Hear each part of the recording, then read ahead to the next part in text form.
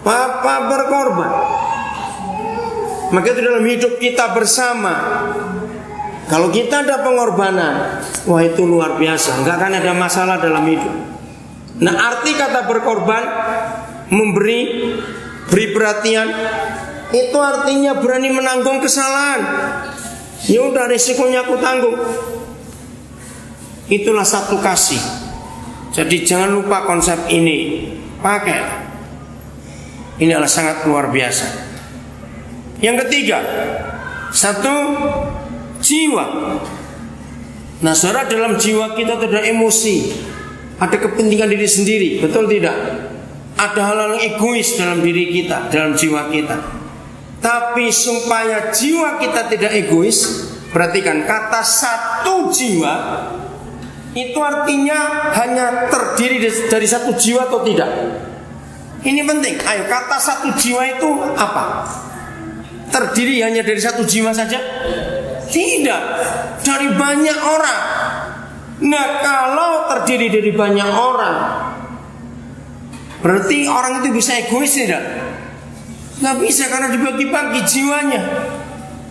Nah, inilah perasaan Tuhan Yesus. Dia selalu membagi. Maka itu lagi sekali yang hobinya bertengkar karena saudara nggak mau membagi. Satu tujuan. Tujuan siapa yang kita pakai? Ayo, tujuan siapa yang kita pakai? Tujuan siapa? Tuhan. Tolong bacakan Filipi 2:21. Ya. Maka itu dalam semua yang kita putuskan, saudara, selalu kita tanyakan tujuannya kemana, untuk siapa. Sudah 2:21, cepat baca. Sebab semuanya mencari kepentingannya sendiri, bukan kepentingan Kristus Yesus. Nah, ini yang merusak. Begitu kita punya tujuan untuk diri sendiri, kepentingan sendiri kita utamakan, rusak langsung pekerjaan Tuhan itu, langsung rusak. Satu kali, saudara, saya pelayanan dan hamba Tuhan ini belum pernah ikut saya, baru kali itu ikut. Dia kaget. Waktu persembahan-persembahan saya kumpulkan, saya bagi kepada dia. Dan langsung sebelum saya sampai tempat tujuan, pulang, uang itu sudah terbagi habis. Dia itu gak pernah bisa bayangkan, saya itu sering ikut pelayanan hamba Tuhan, tapi pertama kali saya lihat cara Pak Daniel seperti itu. Saya ajari pada dia, saya itu gak pernah punya uang yang sampai ngendap berapa hari di tabungan, itu gak pernah, selalu jalan uang itu. Karena saya hidup pakai konsep terima kasih. Setelah diterima ya dikasih, jangan disimpan. Oh enggak, amin. Maka kalau kita suka nyimpen, gak tuh berterima kasih itu. Terima ya dikasih. Nah, saudara, tujuannya itu kemana? Terus dia bilang begini, ini yang luar biasa. Wah, kalau saya tahu begini berarti padahal sudah kaya raya dong. Tapi aku gak punya mobil, aku gak punya ini. Saya bilang, nah itu masalahnya. Tujuan siapa yang saya mau pakai? Bukan untuk diri sendiri. Satu jiwa, satu tujuan. Ini perasaan Tuhan Yesus. Oke? Yang berikut, apalagi? Ayat 3. Ayo baca sama-sama ya, bagian pertama ayat 3. 1, 2, 3. Dengan tidak mencari kepentingan sendiri atau pujian yang sia-sia. Nah, perasaan Yesus enggak seperti itu. Dia membuang jauh untuk kepentingan diri sendiri dan mencari puji-pujian yang sia-sia. Lakukan itu. Masih dalam konsep hidup bersama. Sebaliknya, ayat 3, hendaklah dengan rendah hati yang seorang menganggap yang lain lebih utama daripada dirinya sendiri. Selalu begitu dalam hidup. Ayat 4, dan janganlah tiap-tiap orang hanya memperhatikan kepentingannya sendiri, tetapi kepentingan orang lain juga. Baru hendaklah kamu dalam hidupmu bersama menaruh pikiran dan perasaan yang terdapat juga dalam Kristus Yesus. Baca selanjutnya di tempat masing-masing. Saudara, maka kalau kita dalam hidup bersama menggunakan hukum Kristus ini, itu sangat indah dan itu luar biasa. Hebat sekali. Pakai itu. Saya akan akhiri menemukan kebenaran ini.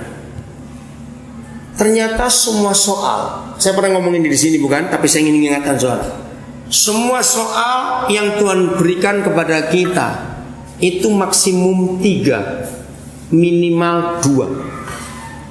Dia nggak pernah memberi kita soal lebih dari 3 dan kurang dari 1, kurang dari 2 enggak. Selalu 2, maksimum 3. Dan contohnya ayat 5 ini hanya ada 2, pikiran, perasaan. Saudara baca Matius 11 ayat 29, belajarlah kepadaku. Berapa? Masuk lupa berapa? 2. Apa dan apa? Lemah lembut dan rendah hati. Saudara baca di Injil Lukas pasal 14, ada 3 syarat mengikut Yesus. Masih ingat? Yang pertama, iya, pikul salib. Bukan, yang pertama bukan pikul salib dulu. Ayat 24 coba baca. Yohanes Lukas mengenal diri ya. Bukan itu. Coba saya lihat, saya lupa. Hanya 3 soalnya di situ. 26, membenci bapak, ibunya, istrinya, anak-anaknya, saudara perempuan, laki-laki atau saudara perempuan, bahkan nyawa sendiri adalah dapat menjadi muridku. Yang kedua ayat 27, barang siapa tidak memikul salibnya mengikut aku, ya tidak dapat menjadi muridku. Nah semua itu tidak dapat kalau kita nggak lakukan.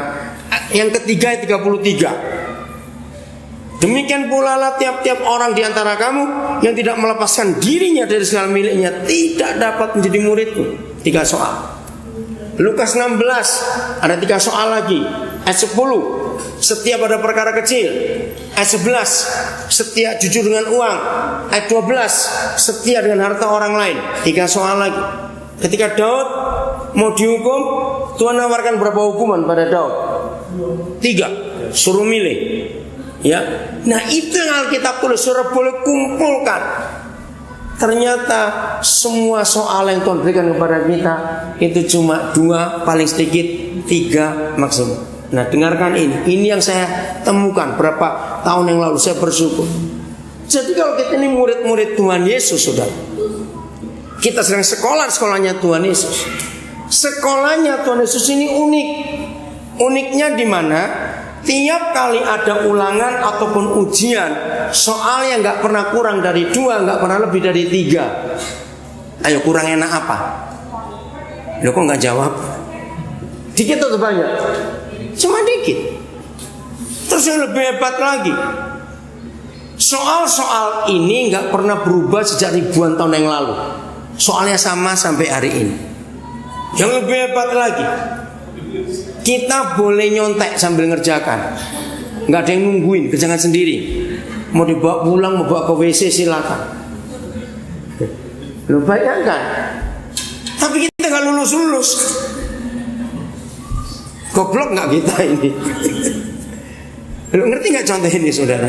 Apa saja soalnya cuma 2 maksimal 3. Renungkan itu. Makin tua kita jadi Kristen, dosa makin malu kalau goblok terus itu. Kapan pinternya kita ini? Masih kalah dengan banyak hal yang sepele-sepele. Masalah uang, masalah tersinggung, masalah khawatir masa depan, dan banyak lain lagi. Ayo kita bangkit.